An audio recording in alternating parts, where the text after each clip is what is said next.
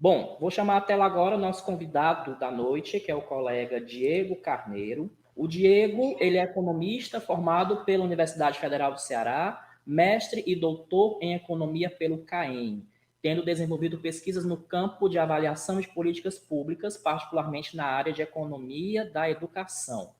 Ele possui ainda experiência como docente, tendo ministrado por 3 anos aulas nos departamentos de Teoria Econômica e Economia Aplicada aqui na UFC. E atuou ainda como professor de Estatística no curso preparatório para o exame da ANPEC. Em 2018, foi selecionado para atuar como pesquisador visitante no Escritório de Estudos do Nordeste, vinculado ao BNB, colaborando com estudos para avaliação do FNE. Desde 2019, ocupa o cargo de economista, lotado no setor de auditoria aqui da Universidade Federal do Ceará, e atua como consultor em avaliação de políticas públicas, tendo tido a oportunidade de trabalhar em projetos apoiados por organismos multilaterais, como o PNUD, e União Europeia. Antes de mais nada, eu gostaria também de prestar aqui meu agradecimento à Universidade Federal do Ceará, né? Como o Edvander falou, sou aluno da casa desde 2008, estudei por 10 anos na UFC, tive oportunidade de trabalhar como professor e agora como técnico administrativo, então tenho muito orgulho dessa instituição e para mim é uma honra poder participar do evento promovido por essa casa, certo? Agora, entrando propriamente dito no conteúdo da apresentação, a minha tese ela tratou sobre algumas políticas de incentivo à educação básica que foram desenvolvidas no estado do Ceará ao longo da década de 2000 e que vem se desenvolvendo até hoje. A tese é de minha autoria e com orientação do professor Guilherme Ife. A apresentação vai ser dividida conforme esses tópicos. Primeiro eu vou trazer uma motivação geral, né, o motivo da pesquisa. Depois eu vou apresentar a ideia, o conceito, né, do metodológico dos capítulos 1 e 2. Depois eu vou trazer a metodologia propriamente dita, que é a mesma para esses 2 capítulos. E depois vou tratar um pouco sobre os principais resultados que foram obtidos pela pesquisa nesses 2 pontos. Por fim, eu vou tratar do terceiro capítulo, que é uma ampliação, né, do capítulo 1 e 2, e vou tecer as considerações finais sobre o tema. Primeiro, a motivação. O Brasil, né, trata-se de um país que ele tem, historicamente, uma baixa eficiência dos gastos educacionais. Principalmente pós-Constituição de 1988, você teve um aumento dos gastos sociais, né? A partir da Constituição de 1988 é que, de fato, o Estado brasileiro passa a assumir o seu papel, né, como provedor de educação, aqui entenda-se principalmente a educação básica.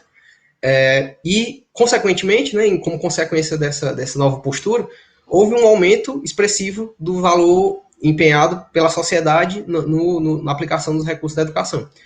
Numa comparação internacional, o Brasil hoje apresenta um gasto proporcionalmente ao PIB relativamente elevado, comparável inclusive a países como um país da OCDE, que são países ricos, né, em torno de 5% do PIB.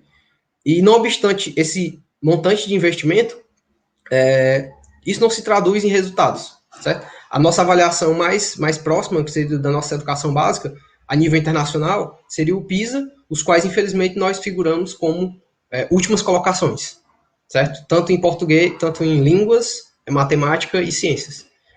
Então, fica esse questionamento, essa motivação, essa provocação. Por que, apesar do gasto ter aumentado tanto ao longo dos últimos 30 anos, por que esse gasto não se converteu necessariamente ou automaticamente em melhora da educação básica do país?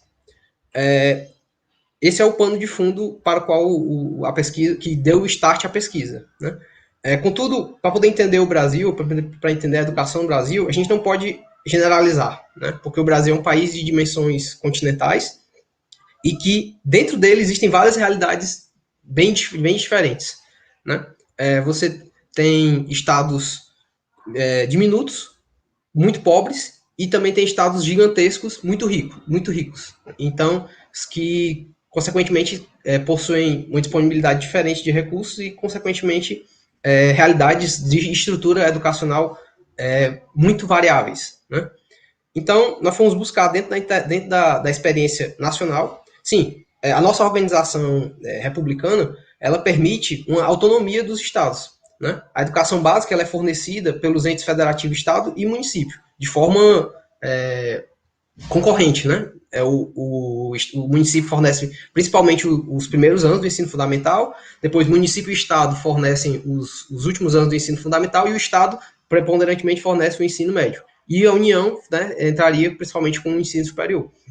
Essa seria a divisão que foi pensada junto à Constituição de 1988. Então, a gente, analisando separadamente os casos, né, nós podemos verificar que essa trajetória de estagnação ou de resultados não tão a contento, ela não se verifica uniformemente em todos os estados do Brasil. E aí daí surgiu o interesse de estudar o estado do Ceará. Porque o estado do Ceará ele vem se destacando por uma série de resultados positivos e consistentes ao longo do tempo, principalmente em torno dos últimos, desde 2007, né, em torno dos últimos 15 anos, mais ou menos,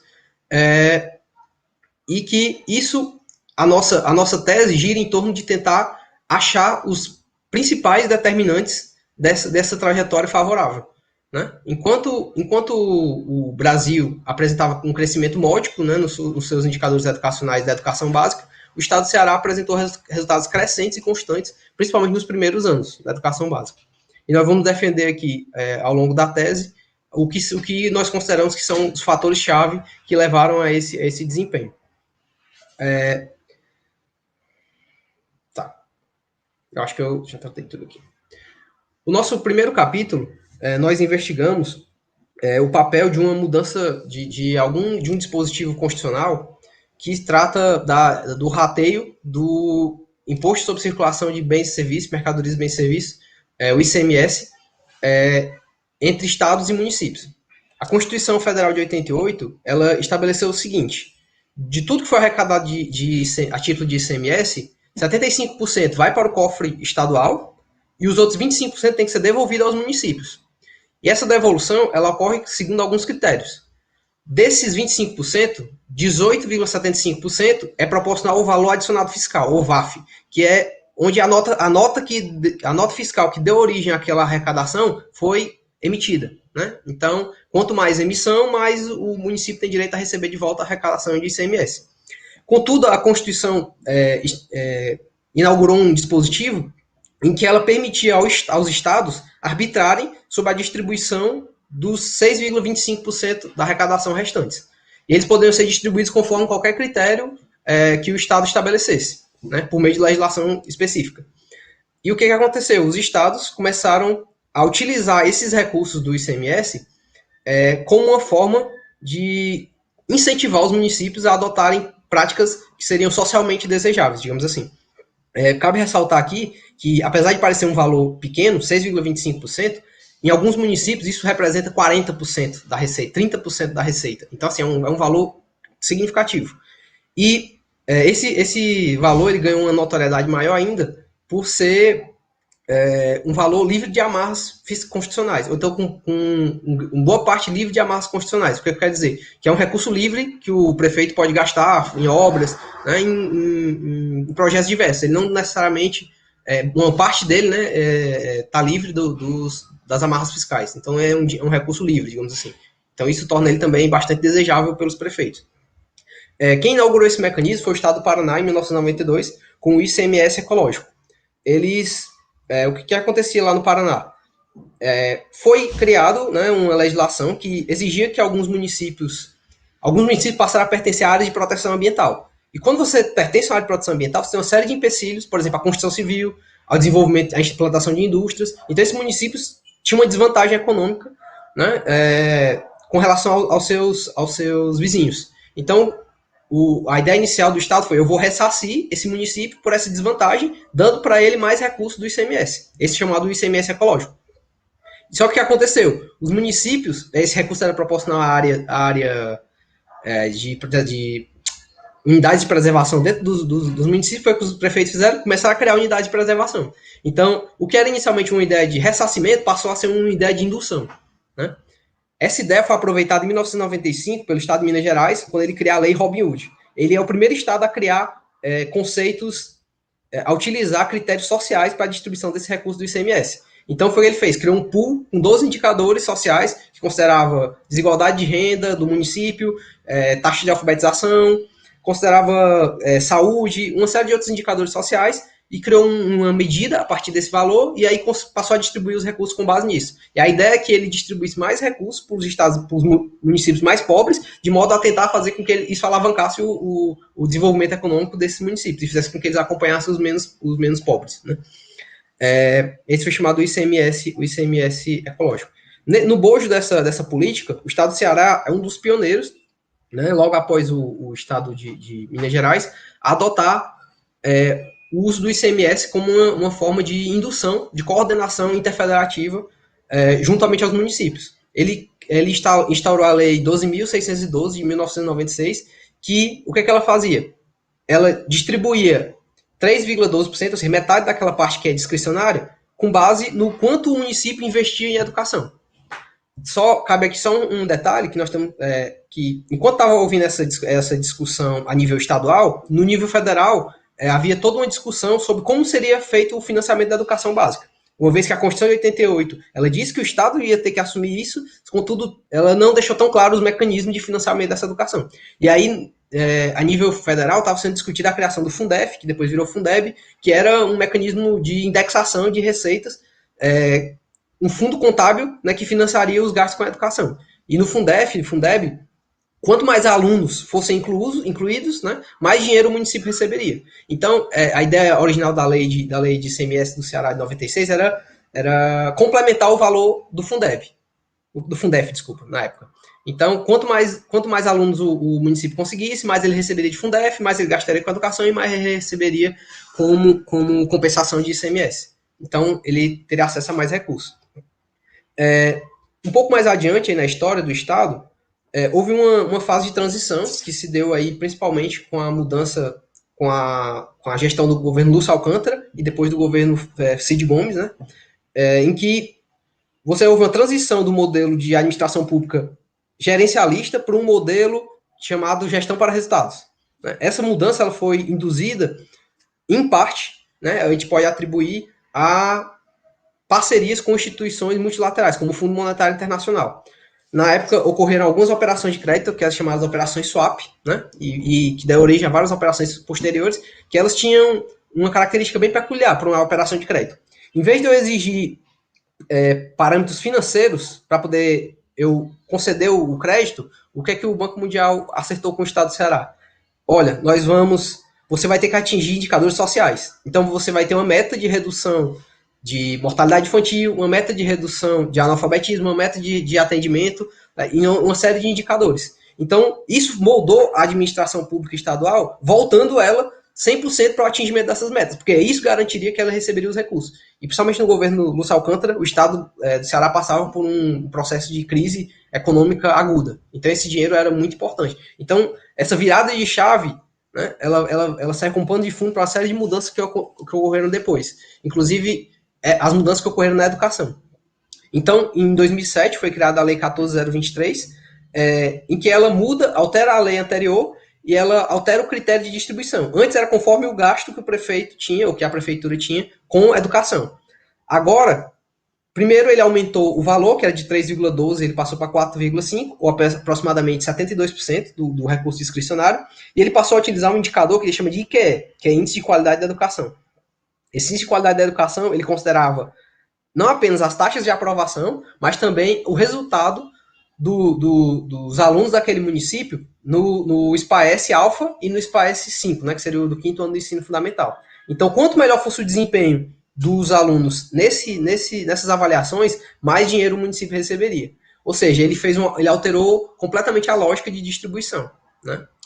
Então, o nosso trabalho, ele objetivou fazer o seguinte: olha, eu tenho 2 modelos, né, e eu gostaria de fazer uma avaliação dos 2 e comparar qual foi o que obteve maior êxito. Então, basicamente, esse foi o intento desse trabalho. E avaliar em termos de quê? Em termos de melhoria dos resultados educacionais. E aqui está o nosso parâmetro, né, o que eu acabei de falar. Certo.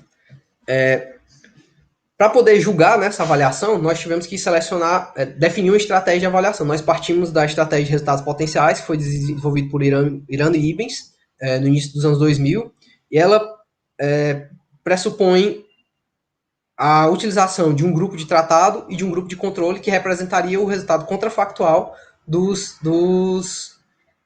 indivíduos, no caso dos alunos, que foram beneficiados com a política, ou dos municípios que foram beneficiados com a política da qual se quer avaliar.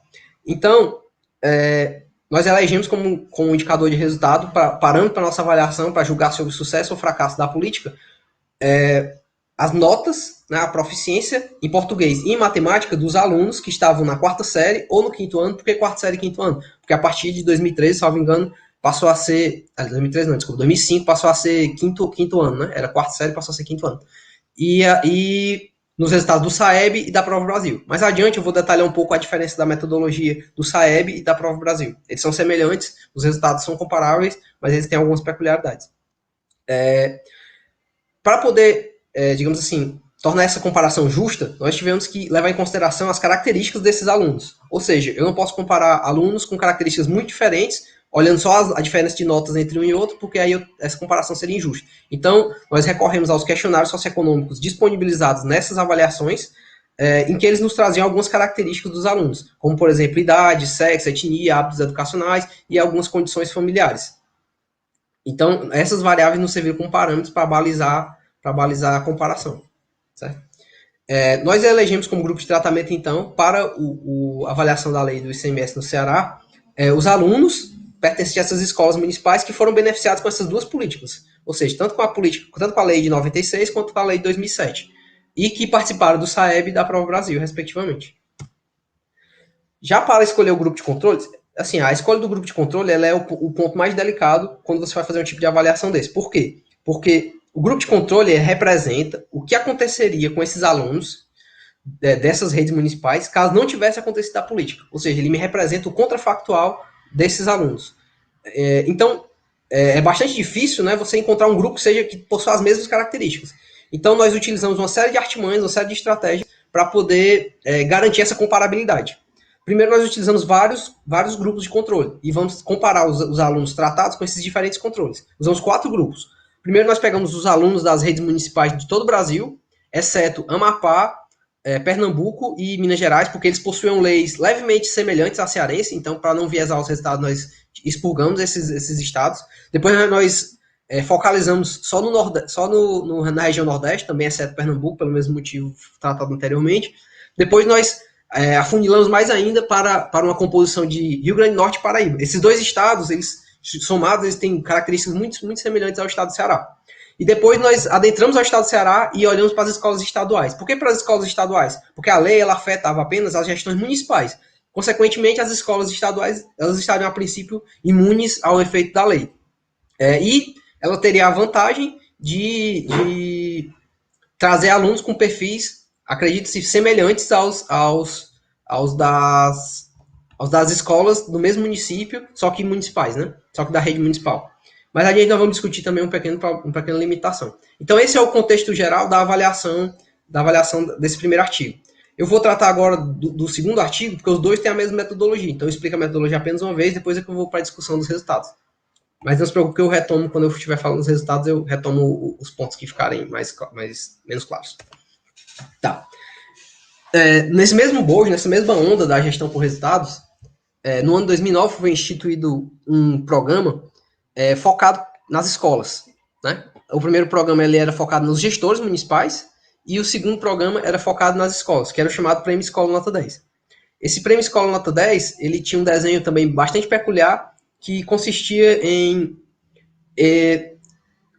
olhando a partir do resultado da prova do SPAES, que é a nossa avaliação local, eu pegaria as escolas de ensino fundamental, as 150 melhores escolas e as 150 escolas com pior desempenho e promoveria uma parceria entre elas. Né? Eu premiaria as 150 escolas com melhor desempenho e daria um apoio financeiro às 150 escolas com pior desempenho, tendo contrapartida que uma escola do grupo das melhores apoiasse uma escola do grupo das piores, de modo a transmitir, digamos assim, a tecnologia, as estratégias pedagógicas que foram adotadas de uma escola para outra, né? E assim promover.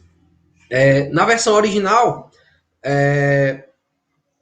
o prêmio considerava apenas alunos do segundo ano do ensino fundamental, mas em edições posteriores foram sendo inclusos aos poucos o quinto ano e mais recentemente o nono ano. O valor que era o valor da premiação, inicialmente era de R$ 2.500 para as escolas premiadas e R$ 1.250 para as escolas apoiadas, ou seja, aquelas que tiveram pior desempenho. E esse valor foi modificado ao longo dos tempos, passou para R$ 1.000, depois passou para R$ 2.000. E esse recurso não poderia ser gasto de forma livre pela escola, né?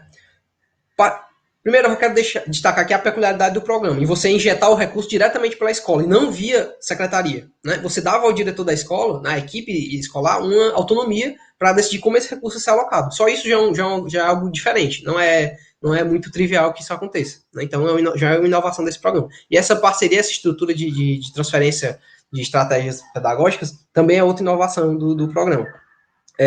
Então, como é que a escola poderia aplicar esse recurso? Ela poderia gastar até 70% em infraestrutura, as escolas premiadas, e 20% com bonificações de professores e até 20% com material didático. Já as apoiadas tinham gastado 90% com infraestrutura e 10% com a compra de material, e nada com bonificação.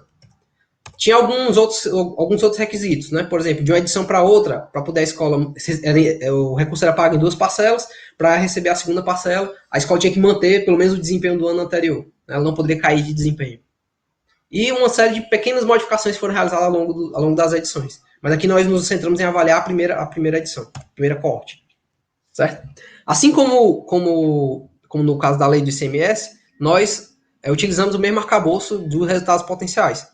E como indicador de resultado, nós utilizamos, além da proficiência em português e matemática das escolas, aqui eu estou usando a proficiência média da escola municipal, no 5º ano do ensino fundamental, nós utilizamos também indicadores de fluxo escolar, como taxa de aprovação, reprovação, abandono e taxa de distorção e idade séria.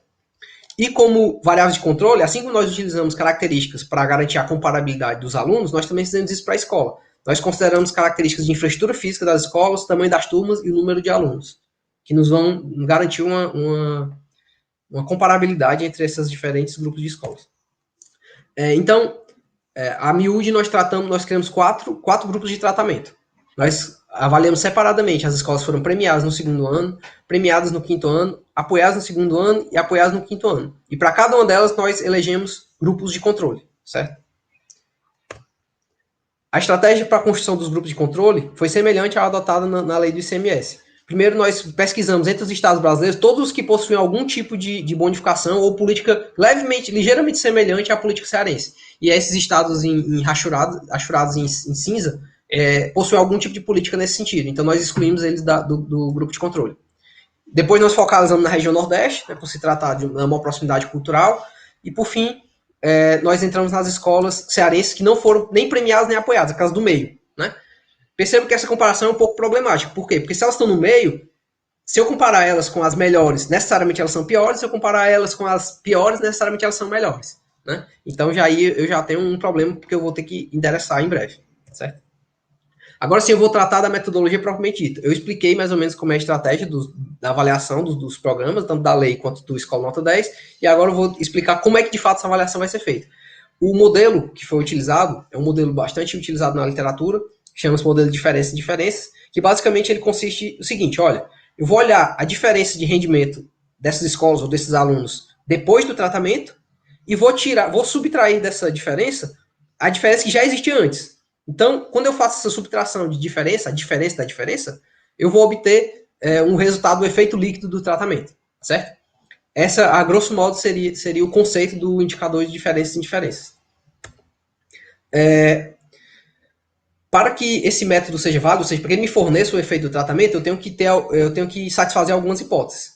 Eu tenho que ter trajetórias comuns entre tratado e controles. Basicamente é o seguinte, que eu estou dizendo: olha, se não houvesse tratamento, essas escolas iam continuar andando paralelas, os resultados iam continuar seguindo a trajetória que eles estavam seguindo antes da política existir, né? Então, se elas vinham com uma diferença, a diferença permaneceu, né, já que ela não foi alterada pelo tratamento.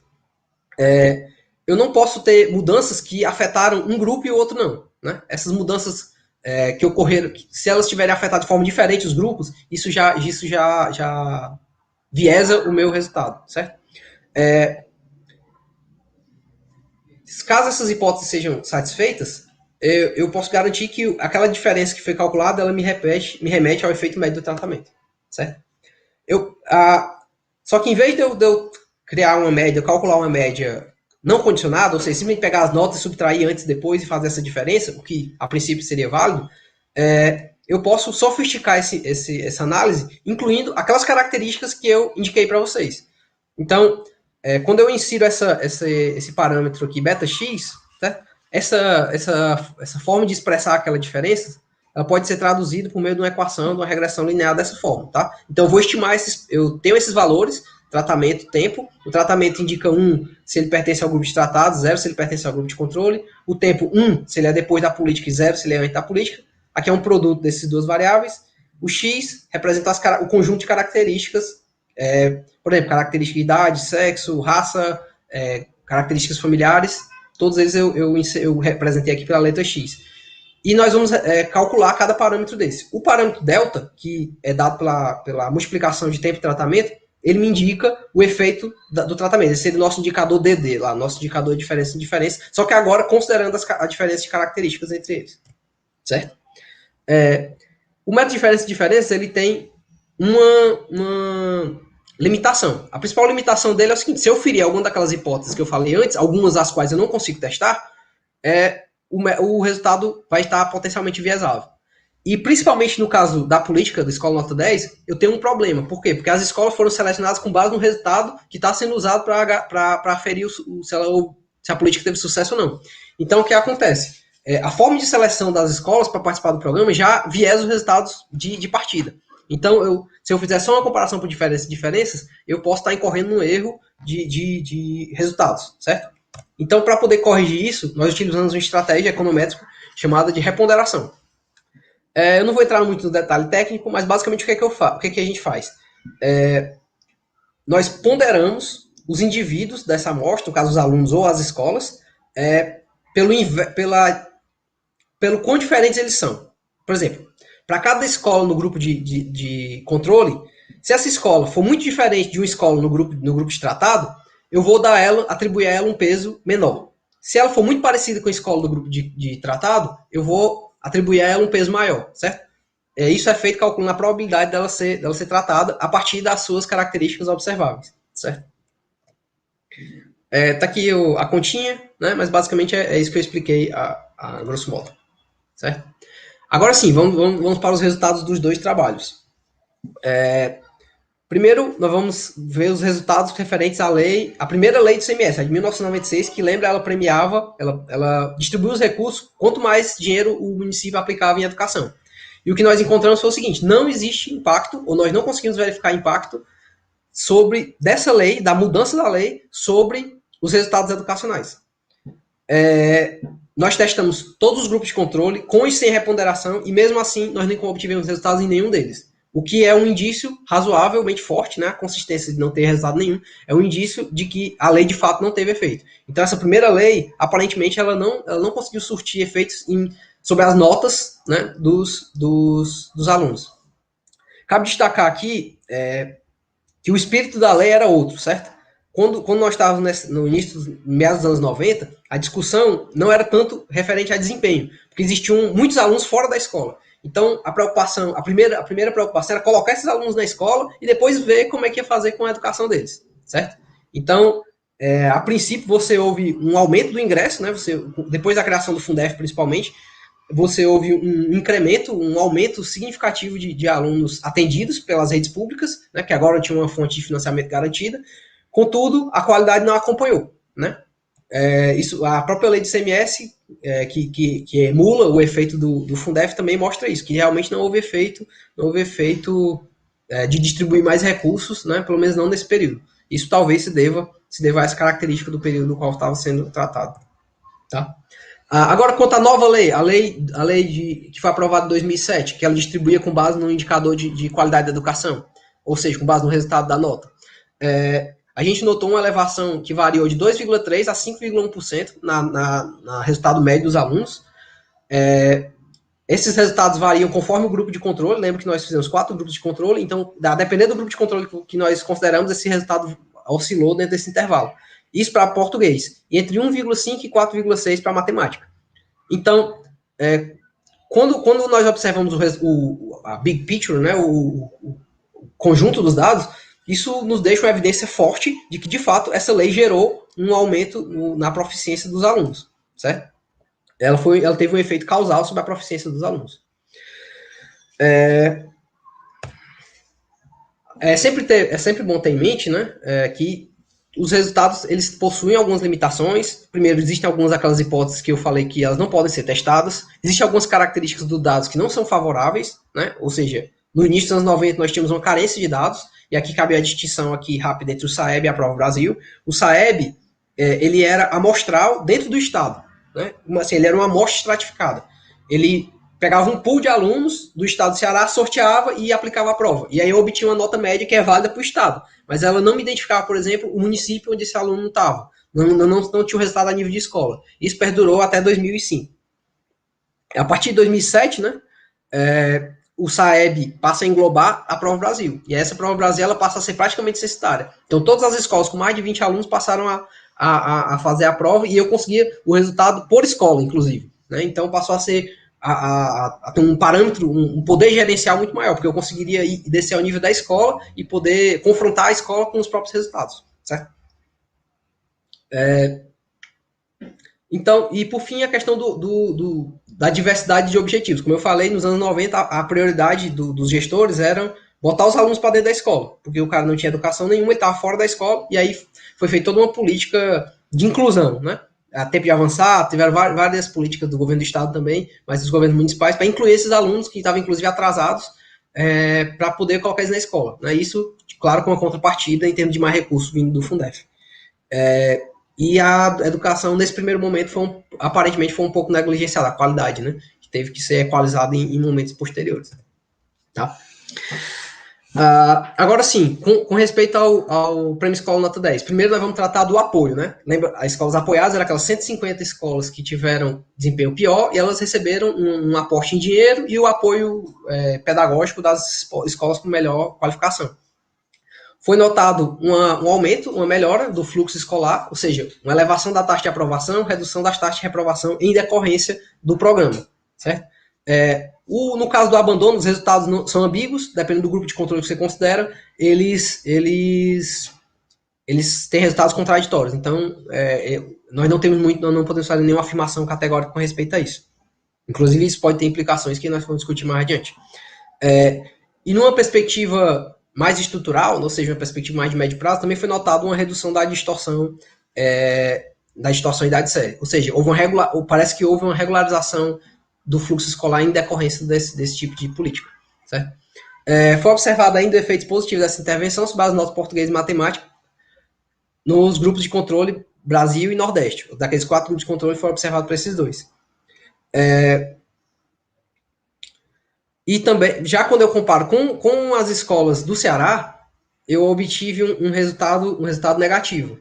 Lembrando que é o seguinte, o número de escolas estaduais de educação fundamental ele é muito reduzido. Então, os alunos que ingressam nessas escolas, eles podem ter um perfil bem diferente dos alunos que ingressam nas redes municipais. Então, isso pode ter perturbado um pouco os resultados.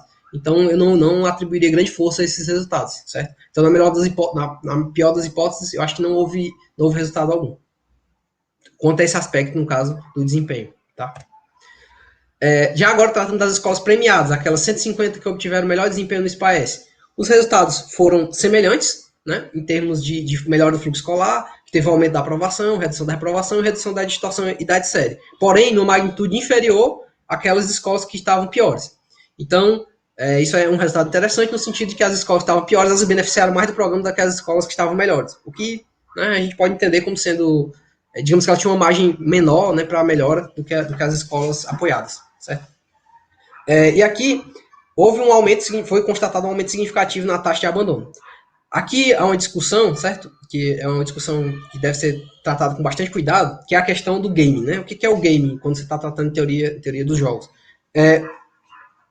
A escola usa as regras do programa e ela, às vezes, usa de comportamentos oportunistas, ela pode usar de comportamentos oportunistas para poder aumentar o bônus que ela vai receber ou aumentar a chance dela ser premiada, certo? Como assim? Suponha que a escola queira elevar a nota média. Então, suponha que ela aumenta o nível das provas, ela intensifica a prática escolar, e aqueles alunos que não acompanham podem se sentir desmotivados, né, por não conseguir acompanhar o nível agora mais alto, e eles evadem. Tá? Então, assim, é uma coisa ainda a ser investigada. Outras extensões desse trabalho ainda estão investigando se isso aconteceu ou não. Mas isso, sim, é um indício, já é relatado na literatura, e é uma coisa a ser investigada, pode ser um aperfeiçoamento futuro do programa. Tá? E quanto à proficiência, aqui o efeito foi muito significativo, certo? Nós estamos falando de aumentos de até 18 pontos percentuais em português e até 20 pontos percentuais em matemática. Para a gente ter uma noção do que isso significa, seria equivalente a 6 meses a mais de educação para um aluno que passou por uma escola premiada. Ou seja, é como se um aluno que fez o ensino fundamental numa escola mediana do Estado, ou numa escola do grupo de controle, ele tivesse 4 anos de educação. E o aluno da escola que foi premiada, ele tem 4 anos e meio, né, ele tem como se fosse um semestre a mais de educação no mesmo parâmetro. Supondo que, claro, eu posso distribuir linearmente conhecimento com o tempo de sala de aula, certo? Então, assim, isso é um efeito bem significativo. E lembrando que o programa tem baixo impacto fiscal. Então foi um programa relativamente barato e que parece ter surtido um efeito bem grande.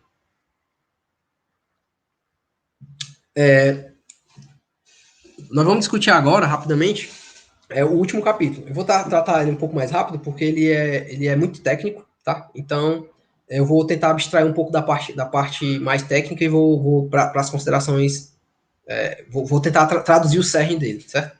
Então, o que foi que eu fiz? Nós observamos o seguinte, tá, tudo bem. Teve 2 leis de ICMS no Ceará que aparentemente um modelo deu certo, o outro não. Mas o que faz uma lei ser boa e a outra não?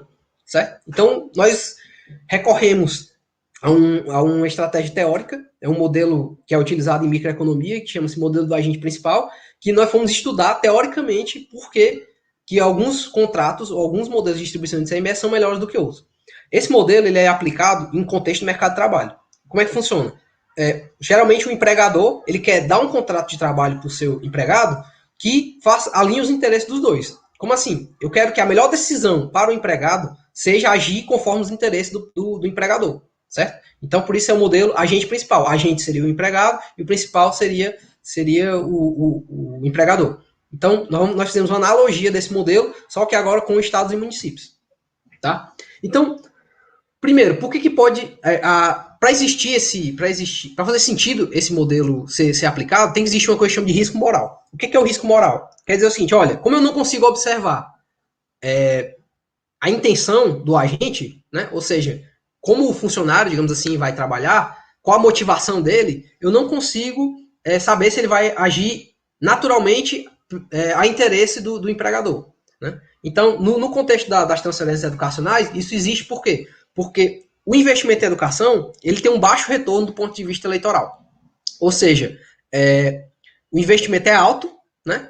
E ele traz um resultado em termos de chance de reeleição para o prefeito que é, às vezes, irrisório, certo? E para ilustrar isso, eu trouxe 2 trabalhos, um Firpa et al. Ele diz que aqui a elevação de 1 ponto no IDEB equivale a um aumento de chance de reeleição em apenas 5%. Ou seja, aparentemente a sociedade brasileira, para muitos estados, olhando de forma mais genérica, não valoriza tanto a educação assim a ponto na hora de escolher os seus gestores. Né? Porque aumentar 1 ponto no IDEB é um salto, certo?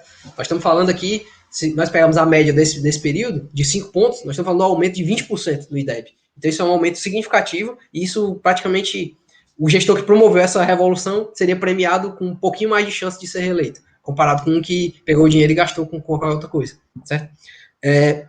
O outro ponto negativo é que não só o retorno é baixo, ou seja, se eu conseguir melhorar, eu vou ter um baixo retorno eleitoral, como é muito difícil mudar.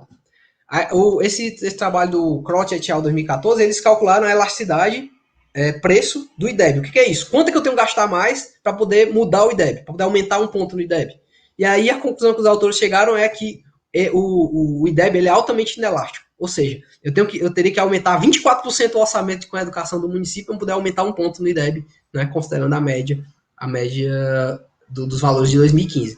Ou seja, uma elevação de 24% para não ter um aumento de recurso com a educação, que já é um orçamento alto, para poder ter uma chance 5% maior de reeleição. Então, percebe que não é uma decisão óbvia para o prefeito investir em educação, e sim uma questão mais de espírito público do que propriamente de estratégia de eleitoral.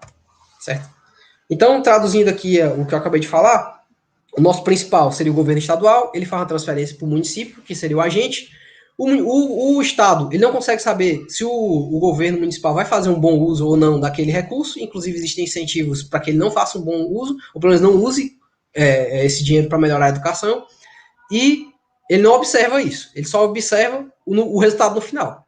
Então, o que a gente quer? A gente quer um contrato, ou seja, uma lei, um critério de distribuição do recurso do ICMS que favoreça aqueles que tiveram esforço alto. Tá? Aqui eu vou pular um pouquinho, são as contas, tá? O modelo, a matemática é essa aqui. Basicamente, ele considera a maximização da utilidade do agente dado o custo da política, certo? A grosso modo seria isso. Mas eu vou aqui para o que seria o cerne, certo? Então, a gente fez um monte de conta e essas contas nos mostraram o seguinte, olha, os bons contratos, ou seja, aquela lei boa do ICMS, ela deveria, em teoria, atender 3 pontos, certo? Primeiro, eu tenho que ter objetivos claros. Por que o objetivo tem que ser claro? Porque o prefeito ele tem que calcular as chances de, dado o esforço que ele emitiu, quanto é que ele vai ter de ser agraciado pelo programa. Ou seja, ele tem que conseguir balancear claramente o quanto o esforço dele vai se traduzir em retorno de mais ICMS no futuro. O indicador que é usado para premiar o agente, ele tem que ter uma ligação direta, né, com aquele fator que se quer alterar, e ele tem que ser passível de alteração pelo agente. Não adianta nada eu fazer uma política baseada em um fator que o prefeito não consegue atuar sobre ele. E pode parecer óbvio isso, mas mais na frente nós podemos olhar algumas leis e vamos ver que algumas leis fazem isso. Elas consideram fatores que estão fora do controle do agente. Certo? E o prêmio, né, isso aqui é mais óbvio, o prêmio tem que ser suficiente para compensar o esforço despendido. Certo? Então, basicamente, um bom contrato, uma boa regra de distribuição tem que ter esses 3 critérios.